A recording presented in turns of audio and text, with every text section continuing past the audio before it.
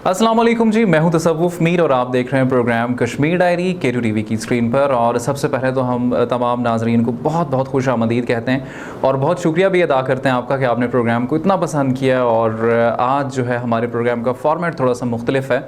आज हम आपको जो है ना मुख्तलिफ कश्मीर के कुछ एरियाज़ का विज़िट भी करवाएंगे, कुछ फ़ूड के हवाले से भी बात करेंगे और बाकी भी बहुत सारी बातें हैं। एक छोटा सा इंटरव्यू भी हम अपने इस प्रोग्राम में शामिल करेंगे। सबसे पहले अगर हम बात करें आज़ाद कश्मीर के खूबसूरत तरीन इलाके मुज़फ़्फ़राबाद की, और बाकी भी जितने इलाके हैं, रावला कोट बाग, सभी एक अपना स्पेशल हुस्न रखते हैं। लेकिन अनफॉर्चुनेटली गर्मी जो है वो तमाम एरियाज़ में जो है ना, जो सिटीज़ हैं उनमें थोड़ी सी ज़्यादा हो चुकी है जो प्रीवियस हमारे ईयर्स थे उनके मुकाबले में। और जो वेदर के बीच में ये चेंज आया है, ग्लोबल वार्मिंग का ये नतीजा है। और डिफरेंट एरियाज़ जो हैं, जो कि पहले बड़े ठंडे और बड़े खुश मौसम वाले, इनफैक्ट एक वो नॉर्मल जो है ना ठंडा ठंडा मौसम गर्मियों में भी हमें फ़ील होता था, जो कि अब हमें अनफॉर्चुनेटली वो फ़ील नहीं हो रहा। तो मुज़फ़्फ़राबाद भी उन्हीं एरियाज़ में से एक है कि जहाँ पर पहले प्रीवियस कुछ सालों की बात की जाए तो बड़ा ठंडा हुआ करता था। लेकिन अब जो है वेदर थोड़ा सा चेंज हो चुका है। और जो भी विज़िटर्स हमारे आते हैं उनकी कोशिश होती है कि जब वो ऐसे इलाकों का रुख करें तो वो ठंडे एरियाज़ को एक्सप्लोर करें और इस गर्मी के वेदर को भी वो इन्जॉय करें। तो अगर इस हवाले से बात करें तो कहोड़ी में एक बड़ी खूबसूरत सी जगह है, वाटर पार्क के नाम से वो जानी जाती है। और वहाँ पर जो है ना बहता हुआ ठंडा ठार पानी आपको नज़र आएगा। और जब आप वहाँ पर जाएंगे, विज़िट करेंगे, तो उसमें स्विमिंग करके बड़ा मज़ा आएगा। मज़े की बात है कि फ़ीमेल्स के लिए भी एक स्पेसिफ़िक एरिया वहाँ पर मुक़द्दस है और मेल्स के लिए अलग से। तो ये इशू भी आपको फेस नहीं करना पड़ेगा कि आप डिस्टर्ब हों या फैमिलीज़ के कुछ इश्यूज़ हों। तो वहाँ पर इस वक्त हसाब मौजूद हैं हमारे साथ, हमारे रिपोर्टर, और उनसे जान लेते हैं कि उन्होंने इस एरिया को कैसा पाया और जो वहाँ पर लोग मौजूद थे उनकी क्या राय थी, और ओवरऑल जो है ना कितना एक डिफरेंस है उसका मुज़फ़्फ़राबाद सिटी से। हसाम, मुझे बताइएगा, आप इस वक्त होड़ी में मौजूद हैं और ये जो पार्क है इसको आपने ख़ुद कितना इन्जॉय किया, और लोग यहाँ पर कहाँ कहाँ से आके किस किस तरह से ये पार्क को लोग इन्जॉय कर सकते हैं? जी तस्वीर इस टाइम मैं मौजूद हूँ दारुल मुजफ्फराबाद में। और इसके साथ ही एक जगह आती है मुजफ्फराबाद से थोड़ा आगे, कोड़ी का मुकाम है ये, जिसे कोड़ी बॉर्डर विलेज भी कहा जाता है। मैं उसके अक्सर में आप देख सकते हैं, ये इंतहाई खूबसूरत जगह है। एक तो ये पानी भी आ रहा है यहाँ पर, और उसके साथ यहाँ पर एक पार्क भी है। और मुजफ्फराबाद और इसके गिरदोनवा से अवाम बड़ी तादाद में यहाँ पर आती है, और ये इंतहाई खूबसूरत जगह है। और इसके साथ साथ दरिया भी है यहाँ पर, क्योंकि एक तो शाम के टाइम यहाँ पे बड़ी ठंडी हवा भी चलती है, अवाम भी बड़ी तादाद में यहाँ पर आती है। और उसके अलावा यहाँ पे अवाम की सहूलत के लिए जो खवातीन है उनके लिए अलग से जगह भी बनी हुई है, उनके खाने पीने का इंतजाम, उनके बैठने का इंतजाम। ये इंतहाई खूबसूरत जगह है। और आपने देखा होगा कि मुजफ्फराबाद में जो गर्मी की शिद्दत है उसमें दिन ब दिन इजाफा होता जा रहा है। अवाम की बड़ी तादाद जो नदी नाले या जो ऐसे पार्क हैं जिनमें मतलब पानी या स्विमिंग पूल का इंतजाम है, तो उनकी तरफ वो रुख कर रहे हैं। उनमें से एक जगह ये थोड़ी वाटर विलेज भी है, यहाँ आवाम बड़ी तादाद में यहाँ पर आते हैं। और इसके अलावा जो बच्चे आ गए, और स्पेशली जैसे छुट्टी का दिन होता है, जो वीक एंड होता है, जो ऑफ होता है, स्टूडेंट्स होते हैं, जो कॉलेज के बच्चे होते हैं, वो भी बड़ी तादाद में यहाँ पर आते हैं। जी। बहुत शुक्रिया हसाम, आपने हमें इतनी ज़बरदस्ती जगह का विज़िट करवाया और मेरा अपना बड़ा दिल करने लग गया कि मैं भी वहाँ पर जाऊँ, मैं भी इंजॉय करूँ, मैं भी वहाँ पर जाके जो है ना स्विमिंग करूँ। अच्छा, आगे बढ़ें और आपको बताते चलें कि जब हम बात करते हैं घूमने फिरने की, कश्मीर की, इस तरह के मुख्तलिफ़ एरियाज़ की, तो Kashmiri bakarkhani is one of most favourite things, और जो कि ना सिर्फ कश्मीर के इन सारे इलाके में पसंद की जाती है बल्कि लोग पाकिस्तान में ओवरऑल इसको बड़ा पसंद करते हैं। और फिर ये जो है ना आपको ना सिर्फ यहाँ पर बल्कि आउट ऑफ कंट्री भी जब कोई जाता है तो उसको भी लोग कहते हैं कि भाई हमारे लिए जो है ना बाकर ख़ानी ज़रूर लेकर आइएगा। हमारे नुमाइंदे जो हैं अजमल गर्देज़ी साहब, वो इस वक्त मौजूद हैं हमारे साथ बाग आज़ाद कश्मीर से। उनसे जान लेते हैं कि बाकर ख़ानी के हवाले से जो है लोग उसे कितना पसंद करते हैं और किस तरह से बनाई जाती है। अजमल, बताइएगा कि बाकर ख़ानी जो है वो किस तरह से बनाई जाती है और लोग कैसे जो है ना इसे इंजॉय करते हैं। बिस्मिल्लाह जी भी आप बिल्कुल आज आपको विज़िट करवाते हैं एक ऐसी आइटम का जो आज़ाद कश्मीर के ज़िला बाग में बहुत इस्तेमाल हो रही है। मेरी मुराद तंदूरी बाकरहानी है।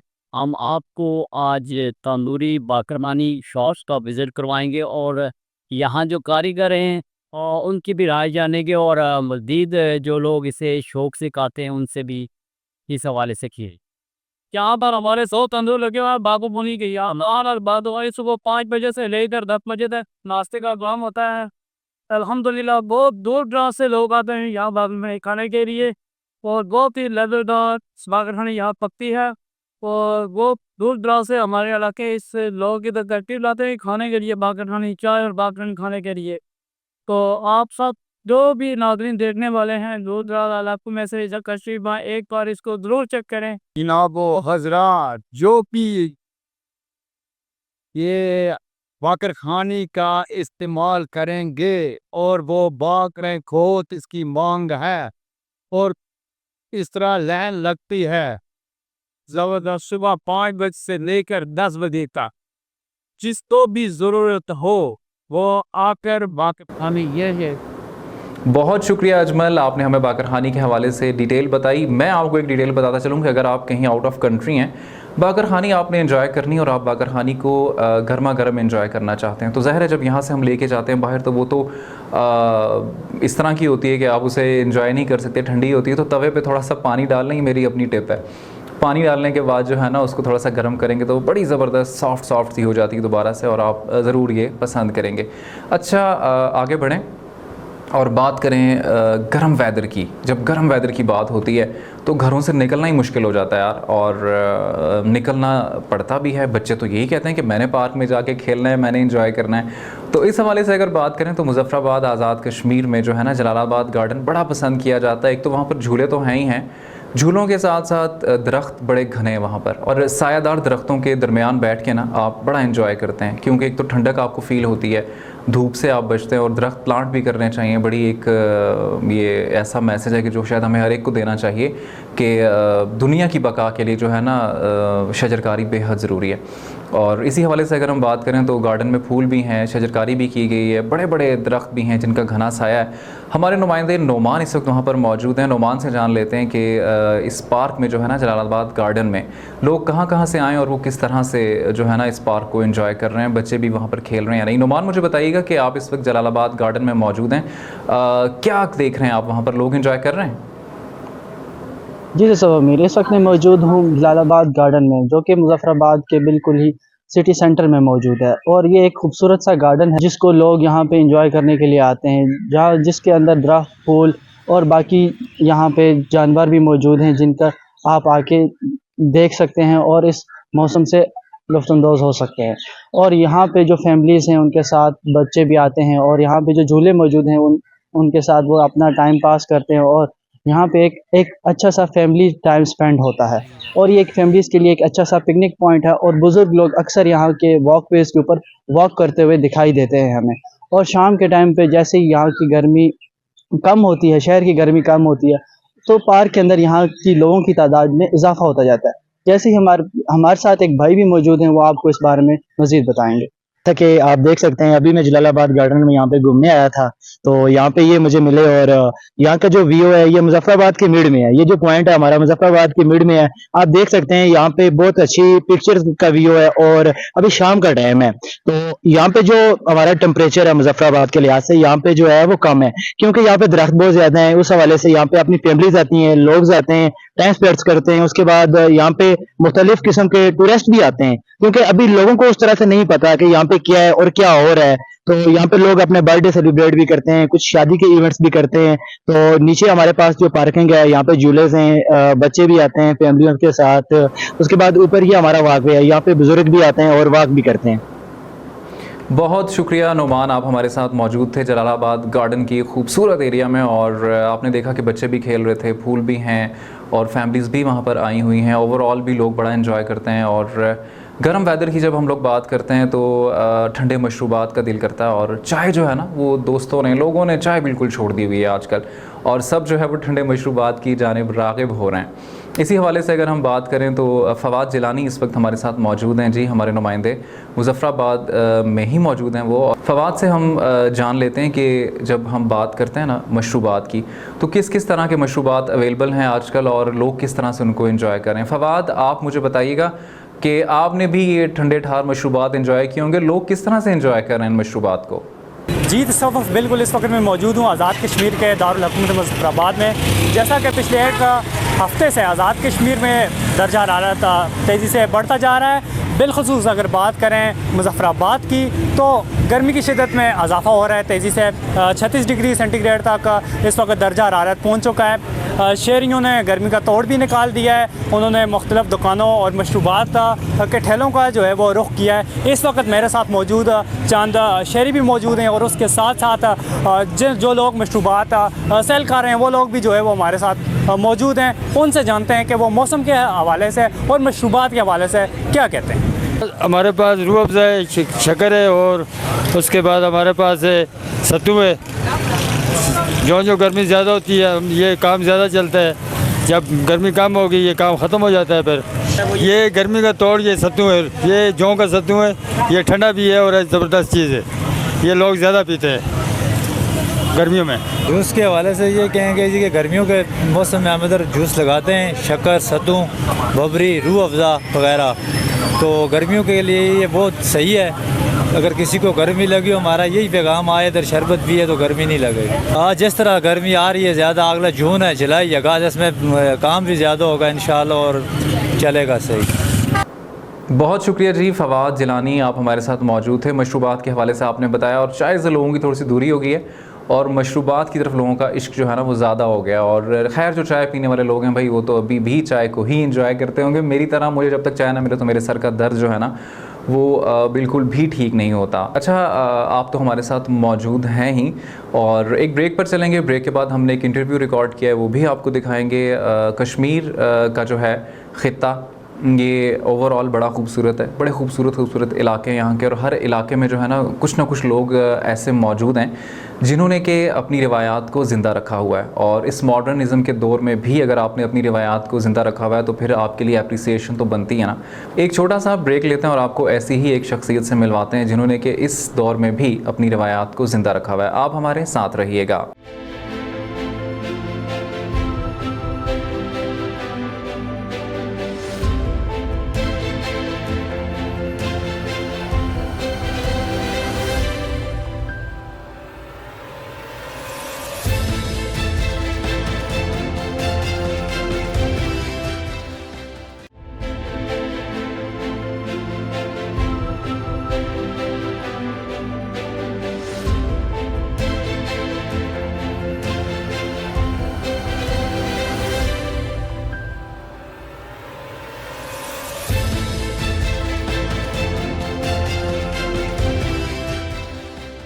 वेलकम बैक जी। जैसा मैंने आपको बताया था कि हम इस प्रोग्राम में उन शख्सियात से आपकी मुलाकात करवाएंगे जिन्होंने अपने कल्चर को ज़िंदा रखने की कोशिशें जारी रखी हुई हैं। और इस वक्त मेरे साथ स्टूडियोज़ में मौजूद हैं राजा सोहेल ख़ान साहब, जो कि मुकामी किसान होने के साथ साथ बहुत सारी इनकी काविशें अपनी जो है कल्चर को ज़िंदा रखने के लिए, उसके साथ साथ ये बतौर इंफॉर्मेशन ऑफिसर महकमा तलक़ात आमा में काम भी कर रहे हैं। अस्सलाम वालेकुम सर, बहुत शुक्रिया आपका, आप हमारे साथ मौजूद हैं।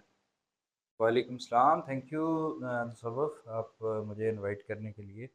सर मुझे ये बताइएगा कि जब हम बात करते हैं किसान होने की और अपनी जो लोकल ज़मीनें हैं उन पर काम करने की, तो बहुत सारे लोग जो है अब इस कल्चर से दूर हो चुके हैं। और जो भी अक्सर हमने देखने में आया कि आपका तल्लक क्योंकि परसचा से है, तो अक्सर हमारे जो पढ़े लिखे लोग हैं वो अपनी जड़ों से जो है ना दूर होते जा रहे हैं। तो आपको कैसे आइडिया आया कि आपने इसको यूं ही जिंदा रखना है?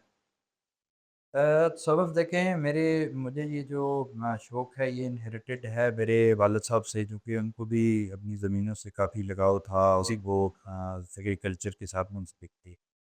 तो मैं जो कि अभी नेक्स्ट जो जनरेशन है, ये आपकी बात बिल्कुल ठीक है कि जो हमारी न्यू जनरेशन है वो एग्रीकल्चर से दूर होती जा रही है। इसकी इसकी आपने देखा होगा कि ये सारे एरियाज़ में जो ज़मीनें कभी बहुत सरखेज़ और आबाद होती थी वो जी। अभी बंजर होती जा रही है। ऐसा ही है। तो इसकी बड़ी वजह यही है कि हमारी जो यंग जनरेशन है वो इसको गलत काम समझती है। शायद एग्रीकल्चर शर्म काम महसूस की करना और जाती है इससे शर्म महसूस अनफॉर्चुनेटली। करते हैं। तो मेरा जो है ये एग्रीकल्चर की तरफ, एक तो यही था कि मैं अपनी ज़मीनों को आबाद रखूं, मुझे ये एक शौक़ भी था। ये एक बड़ी हेल्दी एक्टिविटी है, जब आप अपनी लहलाती फसलें, आप अपने पौधे पलते फूलते देखते हैं तो इंसान को बड़ी तरोताज़गी महसूस होती है। तो दूसरा ये मेरी एक मोटिवेशन भी है कि जो हमारे यंग जनरेशन है, बहुत सारे लोग ऐसे हैं जो बिल्कुल ही अपनी बेरोज़गार बैठे हुए हैं, लेकिन वो इस तरफ नहीं आ रहे। हालाँकि वो अगर किसी के पास, मैं कहता हूँ कि एक कनाल एक मरला ज़मीन भी जी। है तो वो उससे अपनी घर की ज़रूरत पूरी कर सकता है। तो जितनी जितनी हमारे लोगों के पास ज़्यादा ज़मीन है वो उससे काफ़ी अच्छा जो है इनपुट ले सकते हैं और का यानी अपनी ज़रूरत भी पूरी कर सकते हैं, उससे अपना रोज़गार भी पैदा कर सकते हैं। अब तो काफ़ी स्मार्ट एग्रीकल्चर की तरफ जा रही है बिल्कुल लोग। ऐसा ही। अच्छा सर, मुझे ये बताइए कि आपने अपने फ़ार्म का नाम जो है ऑर्गेनिक ग्रोवर्स के नाम से रखा हुआ है। अब जब हम इस तरफ आते हैं तो हमें ऑर्गेनिक चीज़ें अनफॉर्चुनेटली मार्केट में बहुत कम मिलती हैं और खाद से तैयार की हुई फसल जो है जल्दी-जल्दी क्योंकि उन्होंने सेल आउट करनी होती है तो वो उस तरह से तैयार होती है। जो ऑर्गेनिक चीज़ें हैं जिन पे के काफ़ी मेहनत दरकार होती है। मुझे एज़ अ फार्मर आप ये बताएँ कि उसके ज़ायके में और एक आम जो मार्केट में जो आम चीज़ अवेलेबल होती है उसके ज़ायके में, उसकी ग़ज़ाइयत में कोई फ़र्क भी होता है? देखिए, ये मेरा ऑर्गेनिक ग्रोवर्स का जो आइडिया था इसके पीछे भी यही एक लॉजिक थी कि जो अभी हमें अवेलेबल है बाज़ार में कुछ जी। चीप है, जो है फर्टिलाइज़र यूज़ होती हैं, उसमें पेस्टिसाइड्स स्प्रेज़ होते हैं जो जो है डेफ़िनेटली किसी न किसी जगह पे ना इंसानी जो सेहत है उसके लिए मुज़िर होते हैं। बिल्कुल। तो ये सारे इम्पैक्ट आप पे जो है अनऑर्गेनिक जो चीज़ें हमें बाज़ार से मिलती हैं, ये कंसेप्ट अब बिल्कुल ख़त्म हो गया है ऑर्गेनिक का। तो मेरा ज़्यादा ये था कि हम ऑर्गेनिक की तरफ आएँ और लोगों को प्रमोट करें जी कि आप ऑर्गेनिक क्यों नहीं फूड पैदा करते अपनी, बजाय इसके कि आप बाज़ार से वो फर्टिलाइज़र वाली या पेस्टिसाइड्स स्प्रेज़ वाली वो मुख्तलिफ़ अद्वियात की वो चीज़ें लेके खाएँ जो आपकी जो है खुराक वो उस तरह की आपकी सेहत पे भी जो मुज़िर असर डालती है, तो बिल्कुल। उससे बेहतर है कि आप ऑर्गेनिक की तरफ आएँ। तो मेरा ये आइडिया है कि मैं इस ऑर्गेनिक ग्रोवर्स बनाने का ही यही था कि मैं लोगों को भी मोटिवेट करूँ और खुद भी ऑर्गेनिक की तरफ आऊँ। और ना सिर्फ मैं इस ऑर्गेनिक ग्रोवर में सिर्फ जो है फूड आइटम्स ही करता हूँ, बल्कि मेरा ये है कि जो अभी क्लाइमेट चेंज का एक बहुत बड़ा चैलेंज है जिससे हम अभी नबरद-आज़मा हैं, तो बिल्कुल। उसके लिए हमें उसको भी कैटर पार करने के लिए ना ये ऑर्गेनिक ग्रोवर्स और इस तरह की चीज़ों के जो हमने यानी साइड्स पे अपने फार्म के जो बाकी दरख्त लगाता हूँ हर साल, तो उसका मकसद यही है कि हम लोगों को मोटिवेट करूँ कोई, ताकि लोग इस तरफ आएँ और ये क्लाइमेट चेंज का जो हमें एक सीरियस किस्म का मसाइल दरपेश हैं, उनको उनकी तरफ सोचें और उन पे काम करें। अच्छा सर, जब हम क्लाइमेट चेंज की बात करते हैं तो आपको लगता है कि फार्मिंग में क्या-क्या मुश्किलात आई हैं ये क्लाइमेट चेंज होने के बाद? तो देखें, क्लाइमेट चेंज ने तो एग्रीकल्चर को बहुत बुरी तरह ना अफ़ेक्ट किया है।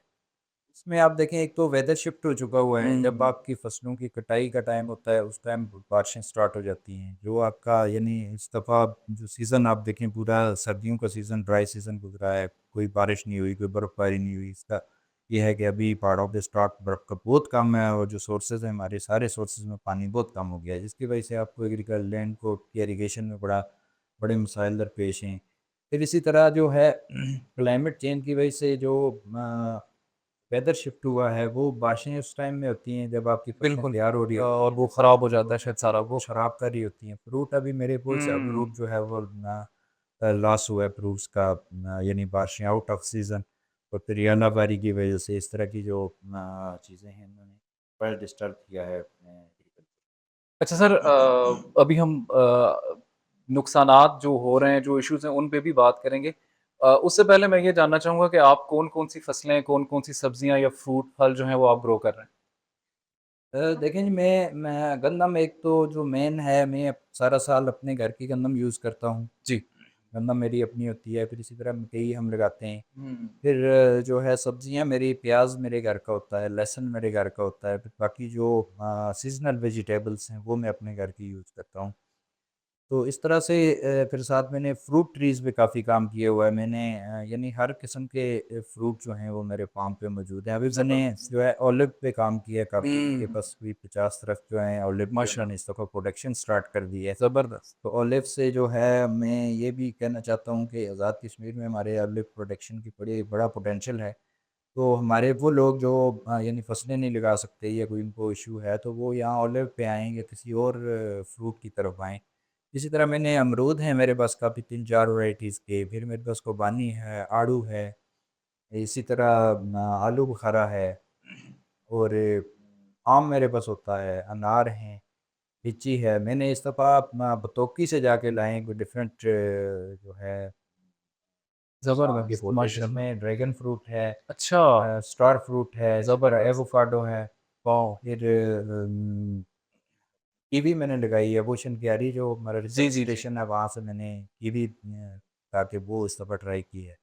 तो इस तरह अंगूर लगाया है, ये यानी मैं डिफरेंट ये है कि हर तरह की जो हैं फ्रूट्स और वेजिटेबल्स उसमें वो मैं ट्राई करूँ ताकि यहाँ पे जो आपकी यानी कि आउटपुट है आपको आइडिया भी होगा। एक्सपेरिमेंट करूँ। बिल्कुल एक चीज़ मुझे बड़ी अच्छी लगी आपकी कि आपने इतने सारे डिफरेंट चीज़ें यहाँ पर एवोकाडो और ड्रैगन फ्रूट जो कि शायद बहुत सारे लोगों ने नाम ही बहुत कम सुने होंगे, वो आप ला के लगा रहे हैं और इससे शायद एक्सपेरिमेंट से हमें ये पता चल सकेगा कि क्या आने वाले वक़्त में मेबी हम वो अच्छा प्रोड्यूस कर सकें। बहुत अच्छी काविश है सर आपकी और मेरे ख़्याल में आप मुबारकबाद के मुस्तहिक़ हैं। आजकल के दौर में आपकी जितनी मेहनत है इस सब के ऊपर। अब जब हम पॉज़िटिव इम्पैक्ट देखते हैं कि जी आपने ऑलिव लगाया, आपने ये लगाया, वो लगाया, देखने में बड़ा अच्छा लगता है, सुनने में बड़ा अच्छा लगता है। लेकिन जो बंदा इस पे मेहनत कर रहा होता है उसको बहुत सारी मुश्किलात का भी सामना करना पड़ता है। आप मुझे बताएँ कि जो आपकी इतनी सारी मेहनत है इसमें मुश्किलात भी आती होंगी। बाज़ औक़ात वहाँ पर पिग्स जिन्हें हम पहाड़ी ज़ुबान में बारले और इस तरह की कोई वर्ड यूज़ करते हैं, वो फ़सल ख़राब कर देते हैं। फिर जो आपने कहा कि क्लाइमेट चेंज की वज़ह से फ़सलें ख़राब हो जाती हैं और बाकी बहुत सारे इश्यूज़ हैं, इनको किस तरह से मैनेज किया जाता है? देखिए ये अभी कुछ टाइम से ना हमारे आज़ाद कश्मीर में ये एक जो जिसको हम वाइल्ड बोर कहते हैं या जी। जंगली सूअर, ये एक बहुत बड़ा चैलेंज है एग्रीकल्चर के लिए। और इनके कोई इनके रोकने के लिए कोई इस तरह की नहीं है, स्ट्रेटजी नहीं है। यानी ये इतना ज़्यादा नुकसान कर रहे हैं हुँ। ये फसलों का और आपकी ज़मीनों का कि जो किसान बहुत सारे लोगों ने इनकी वजह से लगानी है अपनी फसलें और ज़मीनें बंजर छोड़ दी हैं, फसलें लगानी हुँ। छोड़ दी हैं। ये एक बहुत बड़ा चैलेंज है अभी जो हमारे फार्मर्स हैं को। तो इस पे मेरा एक एग्रीकल्चर डिपार्टमेंट को ये सजेशन है कि वो अगर कोई इस तरह की कोई कम्युनिटी शेयर के साथ रखें कि कोई वो फेंसिंग के लिए जो ज़मीनें हैं हुँ। एग्रीकल्चर लैंड्स उनको फेंसिंग के लिए कोई चीज़ दें, ताकि वो लोग अपना कम्युनिटी शेयर भी उसमें रखें और जो इंटरेस्टेड हों तो वो अपनी ज़मीनों को फेंस करके अपना वो बचा सकें। दूसरा जो क्लाइमेट चेंज की वजह से जो पानी का जो है बहुत कमी की वजह से ये एक बहुत बड़ा चैलेंज है। उसमें भी मेरा एक जो इरिगेशन डिपार्टमेंट को ये एक सजेशन है कि वो ड्रिप इरिगेशन की तरफ आएँ। अब दुनिया जो है देखें अब काफ़ी जो है ना एडवांस हो गई है, बिल्कुल। एग्रीकल्चर में बड़ी तरक्की हो गई है। तो उसके लिए हमें पानी अपना बचाने की ज़रूरत है, हमें जो स्टोरेज इस तरह से लेनी है कहीं वो जो छोटे-छोटे सोर्सेज़ हैं वहाँ पे तो मिनी डैम्स बनाएँ और फिर जो ड्रिप इरिगेशन की तरफ आएँ। ड्रिप इरिगेशन अब दुनिया में बड़ा वो फ़ेमस होता जा रहा है जिससे आपका पानी बहुत हद तक बचता है और उससे आपकी ज़मीनें भी जो आपकी फसलें हैं, जो आपकी होते हैं उन वो इरिगेट भी होते हैं और आपका पानी भी काफ़ी हद तक बचता है। तो ये चीज़ें हमें कुछ प्रिवेंटिव मेजर्स लेने पड़ेंगे तब हुँ। जाके हम इन चैलेंजेस से जो है वो बर्दाश्त हो सके। अच्छा सर बहुत सारी हमने बातें की और इनफैक्ट बहुत सारी नई चीज़ें मुझे भी सीखने को मिली। अब जो हमने स्टार्ट में बात की थी कि अक्सर लोग जैसे कि हमारा केटू का एक ख़ासा है कि हम लोग कल्चर को प्रमोट कर रहे हैं, लैंग्वेजेस को प्रमोट कर रहे हैं।